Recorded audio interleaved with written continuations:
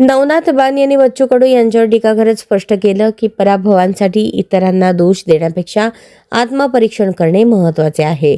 लोकांनी दिलेल्या कौलामागे काही कारण असतात आणि ती कारणे समजून घेऊन पुढील रणनीती ठरवली पाहिजे, असे ते म्हणाले.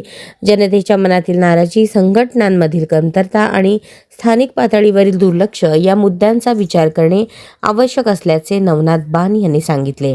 त्यांनी बच्चू भाऊंना वास्तव स्वीकारण्याचा आणि कार्यपद्धतीत सुधारणा करण्याचा सल्ला दिला.